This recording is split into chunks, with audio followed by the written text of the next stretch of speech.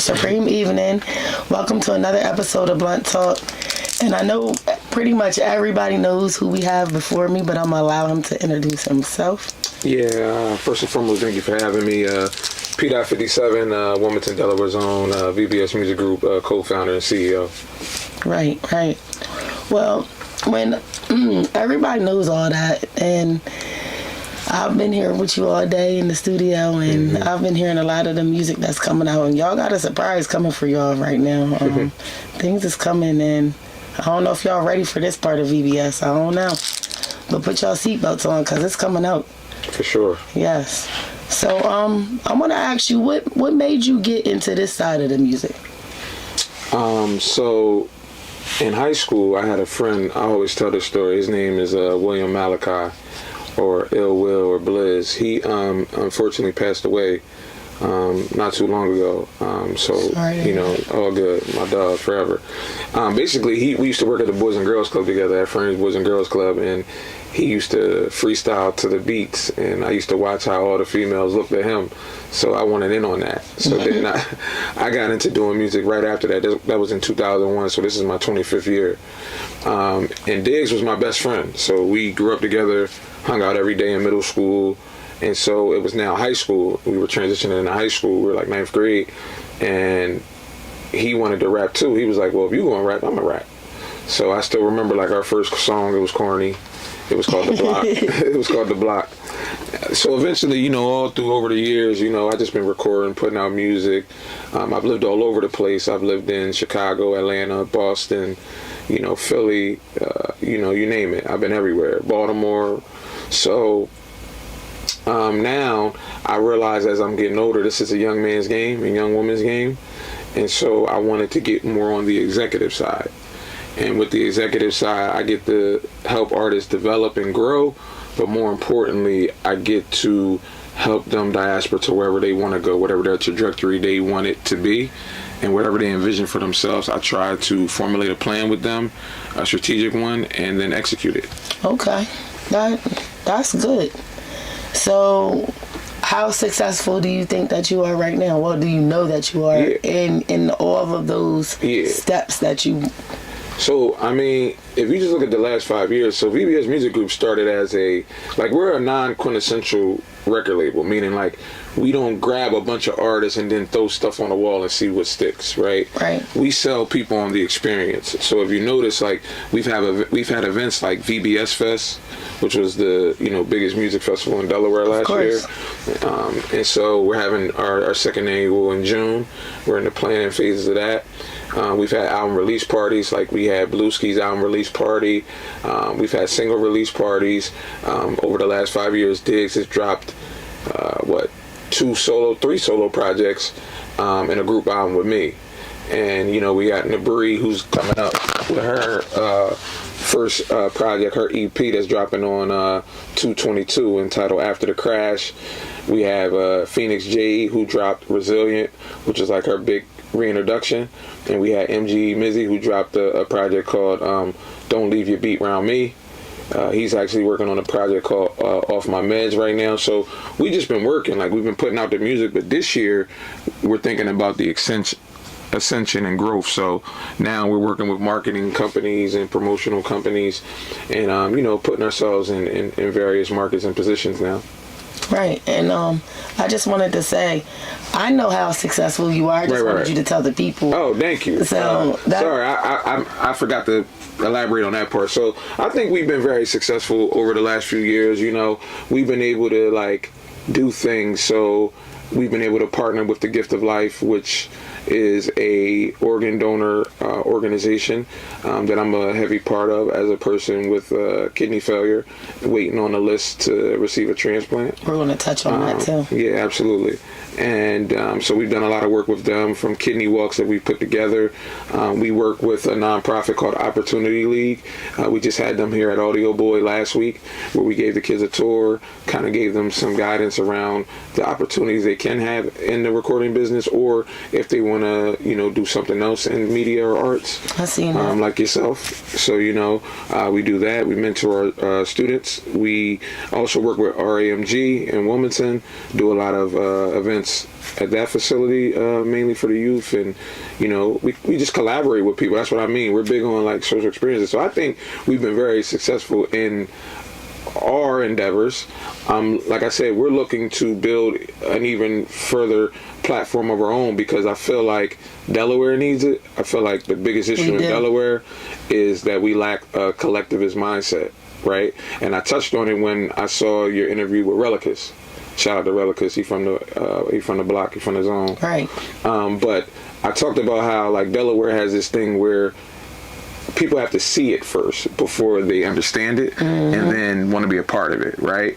And I think that's what VBS has done. Like, we've made people see it over the last few years. So now they want to be a part of it, and they want to work with us, right? When I was first doing VBS Fest and I had the idea, I had artists who weren't VBS who I asked to be a part of it, and when I told them that the tickets would be $50, they were like, well, I don't really think nobody will buy that in Delaware. And then when they saw what you got a catered meal, you had an open bar all night, you had 8 of the best artists in Delaware performing, you had a DJ, you had 3 honorees who were important to the hip-hop community in Delaware, all being honored. Like, it was a big night, and this year is going to be even bigger. So I think that's the biggest issue I see. Like, people don't really want to work together. They talk about it all the time, but nobody's really doing it. And I've been like at the forefront of making sure people see how you can come together and build something. Because networking is very important in this business. Correct. And a lot of people don't understand that. They want to be me. And that gets them nowhere. I don't get why they don't see the more you network and the more that you join with people, the bigger the movement gets. Right. Everybody wants to be bigger than the program. There you go. And they're not even a part of the program. So there you go. That was well. Listen, that was well said. I should ask you that question. That was like a great answer, because that's how I feel. Like, no one is bigger than the program. Like, and I know like Delaware has immense talent, right? But we focus so much on appeasing Philly and New York and all these other areas that we rather, like, for instance, we don't understand momentum. If an artist has momentum, right, these promoters will go and grab somebody out of town and pay them a little $2,500, $500 to perform, but then won't help break the artists that are here, right? Right. And like, if somebody has a momentum here, why wouldn't you ask them to come perform? They could come perform for less than what you paying that artist out there and rock the show, and you still get your people to come out. That is true. And you giving somebody an opportunity from where you're from. That's what we just don't do. That's why I do the events I do. And every time I do an event, you can ask each artist, they always get paid. That's another thing. Because if you're the person bringing the people out, why wouldn't you be compensated? It's never made sense to me to charge people to come perform, have them pay you to come perform, but they're the people packing your venue. Right. Right? So that's another thing about what we do. We make sure that each artist is compensated. And that makes a person want to be even more a part of it, because they're feeling appreciated. A lot of people don't feel appreciated, so that makes them shy away from things. And they don't get that. And he's about to have this all in the background. And he knows I can't edit it. We'll figure it out. But, you know, I feel like Delaware, if we came together a little bit more like Philadelphia does, correct, then with all the talent that is here, from way back in the day, lower Delaware to all the way up, it's so much talent, from rapping, poetry, playing instruments, all types of stuff like that. It's just so much talent. Right. And it gets unrecognized because you got people gatekeeping. Right. You got people that'll support you until they think that you'll make it over them, and then they'll do everything to cut you down. Right. It's just crazy. I just don't get it. Yeah, I mean, listen, my word or tidbit is like, just keep pushing forward. Like, you can't worry about people trying to stop what you want to do, because they can't stop what you got. What do you sorry for cutting you. Not cut me off. But what do you suggest that we try to start doing as a whole in order to make this thing work? Yeah, I just think like we need to have like a meeting of the minds, you know, the people who really want to work together and build that collective network, right? So like Blunt Talk, if Blunt Talk wants to work with 6 other podcasts in Delaware, come together, right? And literally have a talk and formulate a plan and figure out how you're going to create this platform that's going to make your guys' platforms even bigger, right? Because one hand can wash the other. It's that simple. So as far as with me, like VBS, we willing to work with pretty much anybody, right? Even those who have said some things that I think are a little outlandish, and you know, I think it's really, how can I put it, disappointing, I'll say, when you have people who I've helped talk about my chronic illness. Like, yes, I think that's like out of bounds, but you know, that is what it is. Like, it doesn't make me feel bad, you know, because I know I'm not doing anything to anyone. All I've done is help people since I've been back home. That type of behavior just shows the magnitude of soul that a person has. I'm gonna say that. I'm gonna go that deep with it, because a person with a soul would not even do that. Right. And I mean, like I said, I have no ill will or no ill intentions towards anyone, even people who do things like that. But when you're trying to build something, you know, you have to like take the you out of it, right? And think about how, like, it's a such thing as like intent versus impact, right? Necessarily, like, you may not intend on doing something that causes harm, but the impact can, right? And you have to understand, like, and be careful with what you say, right? Because you don't know the gravity of what you say, right? And how someone may take it. Like me, I'm a person that easily forgives, right? Because I know I'm not perfect. Right. I know there's been a lot of things that I've done in my life that I'm not necessarily pleased with, but I also know that I am a good person, right? And I know that I'm a person that is willing to help others. I always think others first. I never think me. I always think we. So that's my vision that I want to see for 2026. I truly want to see Delawareans coming together and doing things collectively so that we can kind of create our own momentum and not have to go so much or go so many other places where they want to come to us, right? You know, because they'll come to us. We got great things going on. We have things like Health Open Hip Hop by the legendary Grand G. You know, we have the largest and longest running hip hop internet organization ever in all hip hop. You know, that's Delaware based. Like, we have great pioneers and vets like Guru, who engineers for Jay-Z and Beyonce and everybody in the world, you know? Right. So we have people here. We have the Montes who've, you know, played piano for pretty much every musician in the world, you know? Right. So we have a lot of great things, you know? We have Grammy Award winning producers in Delaware right now, you know, like PC Beats, things like that. Like, we have a lot of talent. Right. We've had Grammy Award winning producers like Sat. You know what I'm saying? So we just got to get it together, man. We got to focus on the we and not me, like I said. That is true.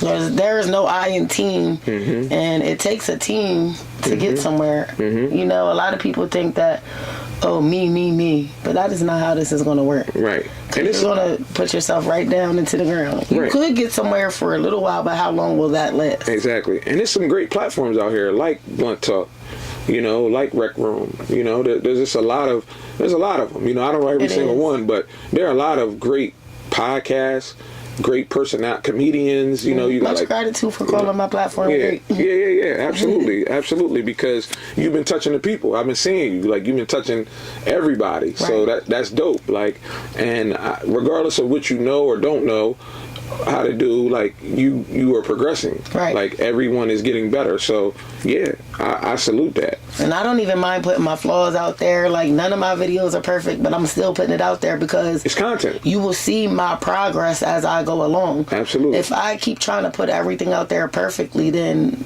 what will you have that to compare to? Exactly. You know, and what I wanted to say is something about earlier, but I forget exactly what you said that made me think of this, but I still want to say my thought. The problem is a lot of people are in competition here.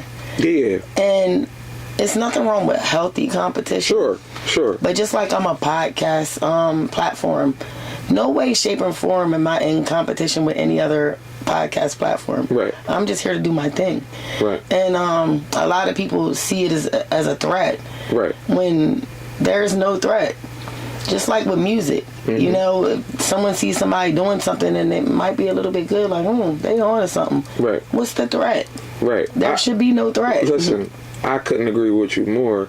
And what you just said makes me think of this, like, just because I'm shining doesn't mean I have to dim your light. Right. Like, everybody can shine. Right. And you ever heard a story about, like, the dog in the moon?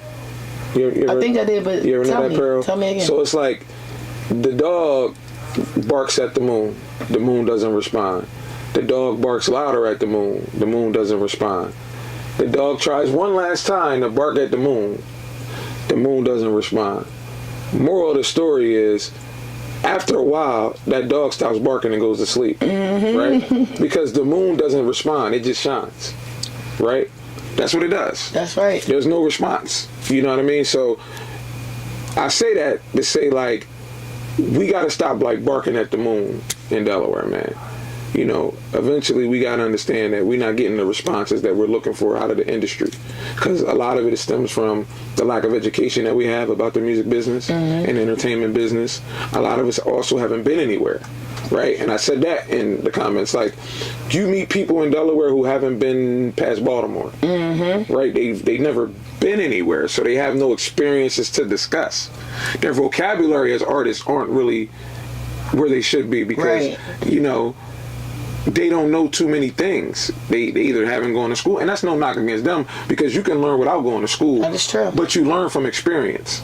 And if you've never had any experiences other than being over West Side, East Side, South Bridge, Riverside, you know, North Side, if those are your only memories and experiences in life, then you got some catching up to do, right? You're playing catch up. You lack, you know, the knowledge that you can have because you haven't done anything. Right. And so that's one component. The other component is we're limited by our own mindsets. Yes. We need a cultural mindset shift. That's the best thing I could say. Once we get it in our mind that, hey, we have resources here, we just need to make sure they're accessible. Right. Right? And once we have access, then we can start acquiring and inquiring about some of those other things we may not know about. That is true. And my thing is, what will it take to get the people to get on that wavelength? That's the problem. Well, I mean, listen, like I said, I'm one of those people that's fighting for that. I'm here to, you know, tell anyone, any artist, any producer, any engineer, anybody in the music entertainment business that wants to work with us that's here in Delaware. I don't care if you're from Sussex County, I don't care if you're from Kent County, I don't care if you're from Newcastle, anywhere in Delaware. If you want to work with us, holla at me, man. You heard that, right? I'm accessible. He said that firsthand. I'm accessible. Holler at him. Come talk to me. Send out something, an email or Instagram. You can find me on all platforms at P.DOT 57, right? So you want to reach out, DM me, text me, whatever. Right. Just, if you want to work, let's do it. And he put that out there honestly, authentically, and it's your choice to grab that or not. So artists, in any kind of way, holler at the man. He said he got you. I'm here. So earlier you mentioned that you're fighting for your kidneys. Yeah. And that issue really touches me in a special kind of way because I have a daughter who was born with one. Wow. So, but she's 15 now. She hasn't had any problems as of yet. Great God. And how long have you had this issue? So I found out that I was living with end-stage renal disease on my 34th birthday. I'm 39 now, so every birthday makes another year. So it's been 5 years. My birthday is 9/22, so September 22nd. So September 22nd, 2020, I was working as an assistant principal in Philly at a school, but it was COVID, so we were working asynchronously, meaning like from home on the computer. Your kids had to get on different platforms, like Clever is one of the platforms students were using at that time. I was showing a parent how to use it. I kept complaining about headaches. I did it the day before as well. That parent, her name was Miss Brown, shout out to Miss Brown, she says, I'm really concerned because I had headaches for years, and I'm now on dialysis. This is what she told me. Now, at this point, I don't know I have kidney failure. Right. I had headaches for years too, all through high school. I'm thinking they're migraines the whole time. They were hypertension headaches, and what was happening was the hypertension was turning into high blood pressure. And you know they say high blood pressure and hypertension are the silent killers for black people. And so I went to the hospital on the 22nd with my wife, who was my girlfriend at the time. Shout out to my wife, PHILLIP. Right. She took me to Chestnut Hill Hospital. When I went through the triage, the nurse took my vitals, and they said my blood pressure was 287/92. Jeez. I was 34 years old, and I was having a stroke and didn't know it. I was already stroking, and that's why they took me to ICU. So my wife saved my life, right? Shortly after that, I met a nephrologist. Dr. Sethi, he came in. He said, anybody ever talk to you about your kidneys? I said, why would they? He said, because right now you have what we call an AKI, which is an acronym for an acute kidney injury.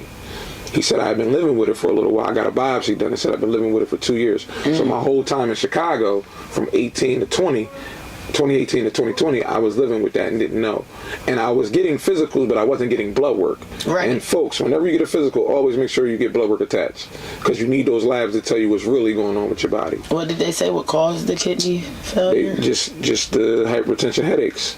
They ran their course, because over the years, I would do what any male does with that ego and bravado, like, let me just take some Advil, and all those things do is kill your kidneys. Of course. Right? Those pills. So I was taking Excedrin, because Tylenol is the only one that doesn't, but Tylenol takes too long to get in your system.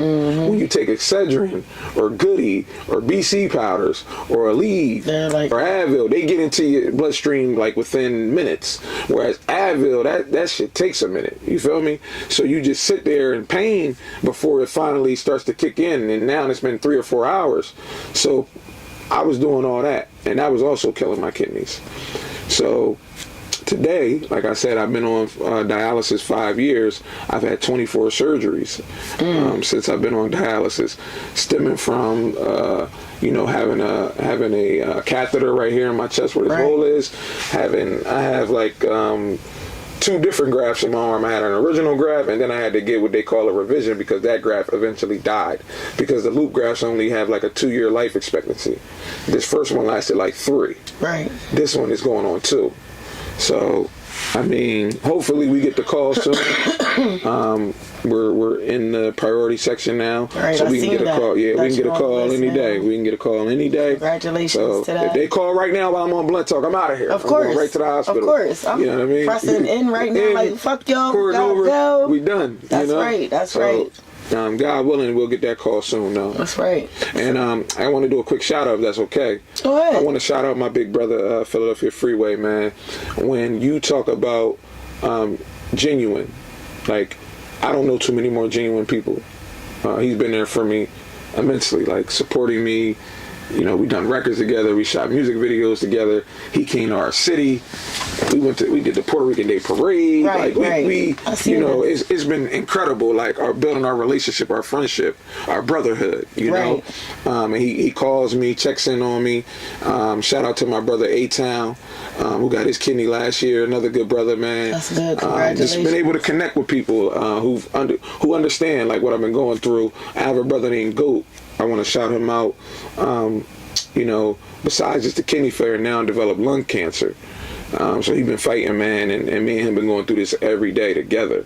So, we warriors in this. And just shout out to my support system, my family, my mother. I'm going to talk to you about that lung cancer when we get off of here. Yeah, my friends, my brother Diggs, who's been there for me, my whole entire team, Blue, Jade, Mizzy, Nabri, like, they've been there, man. Right. I want to go back to the first person you shouted out, Freeway. I see him on Tuesdays when he goes on. Yes. Feeling Instagram, healthier, talking about if you lost someone, that grief and all I've been wanting to get on there because my son passed away. Yeah, I know. You told me. I'm sorry to hear of your loss. Thank you. But I don't never press the thing to get on there. I don't know why, but I would love to interview him about that. I would love to sit down and talk to him. I mean, that's something we could talk about. Yeah, that's something we can talk about off of here. Yeah, my brother, you got to think. You know how they say like death come in threes? Yes. So over like a 3-4 year stretch, he lost his son, He lost his daughter. Right. He lost his father. Right. You know, that's hard. It's hard. And to be as genuine and happy, because he could be mad at the world. Of course. You feel me? Just like I could be mad at the world. But my course. mom told me, like, you can't be sad and sick. You got to pick a struggle. Right. You feel me? And so I just watch his strength, yo, and it's just crazy to see. Because I don't know how anyone could deal with those type of things happening. The person who brought you into the world and the two people you brought into the world. Losing all them back to back to back. I don't know how anybody can even fathom that or even process that, let alone try to move on and heal.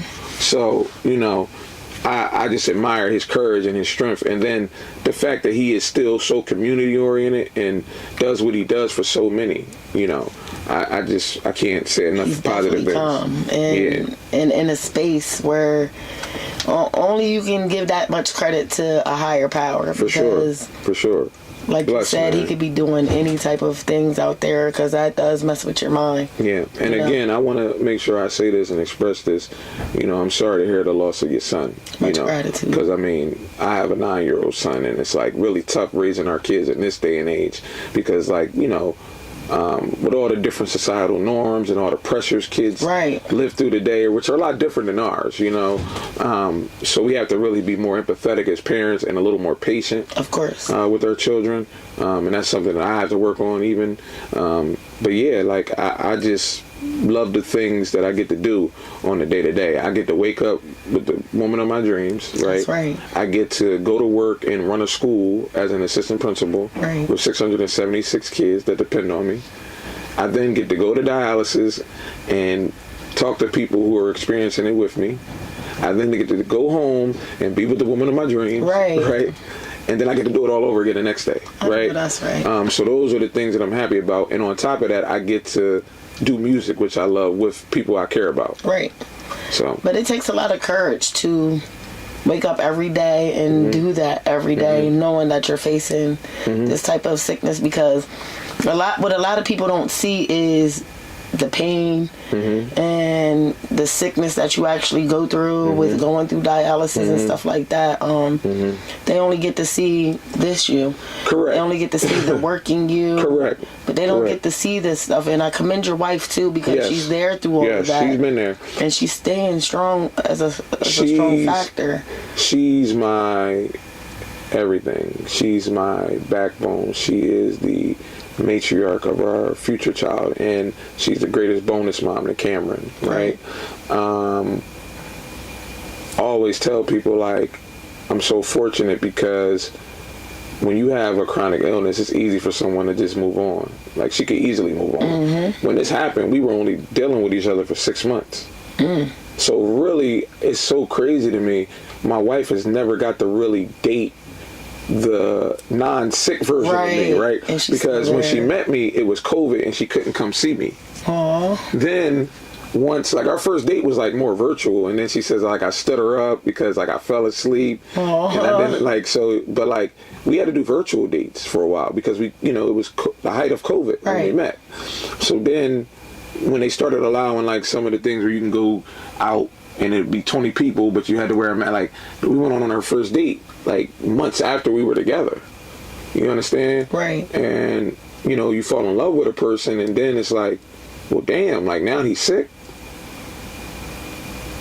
And it's like, I know, like, God sent her to me, because when we met, I was going through a rough patch. Like, I was getting a divorce, you know what I'm saying? Right. From my ex-wife. And, you know, I learned a lot from my first marriage. The biggest thing I learned is, like, what I didn't want, right?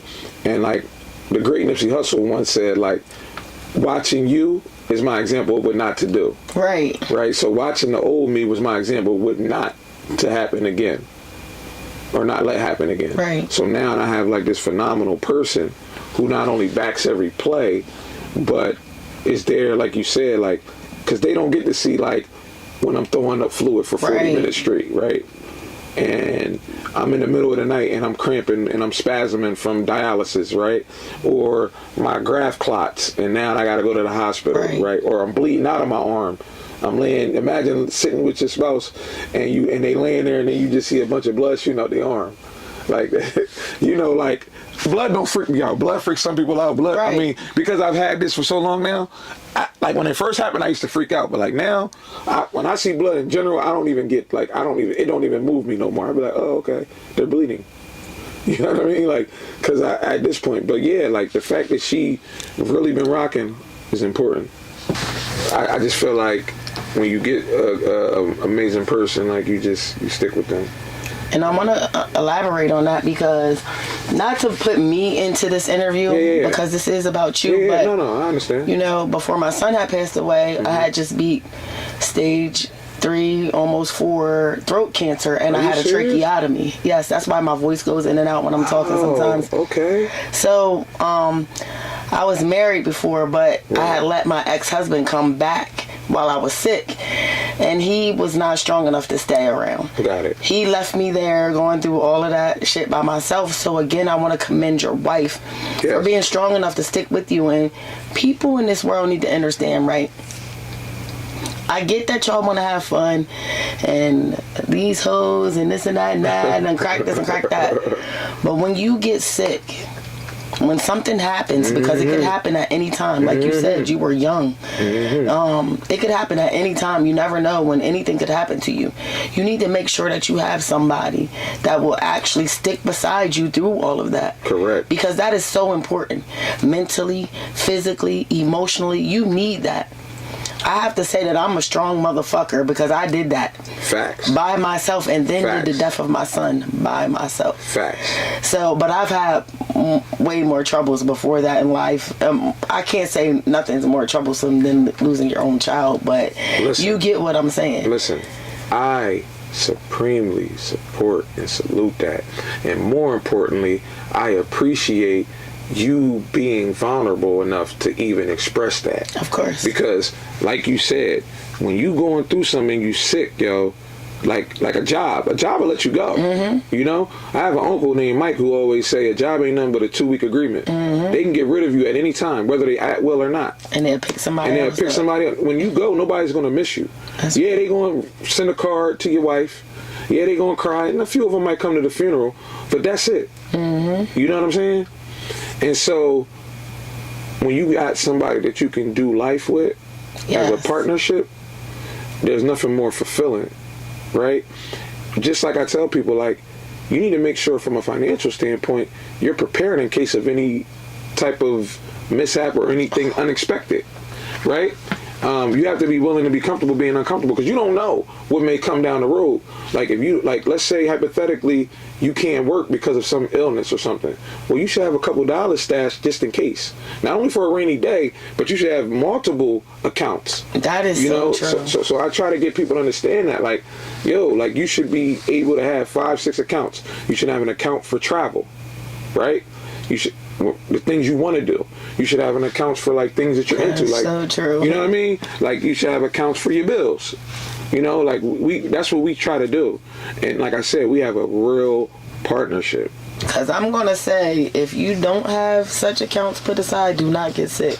Right. I had a savings account. Not multiple, just one. Right. But that shit got drained throughout cancer. Quickly. And I wasn't like the other people that throws up GoFundMe's, but I wish I had of, because I'm still in the hole that I'm trying to dig myself out of. Right. And it's all due to cancer. Right. And a lot of people don't get that. They don't understand that this is what happens, especially when you're by yourself. I gotta say one more thing, but I know we gotta go soon, but I just gotta get one more thing off my chest.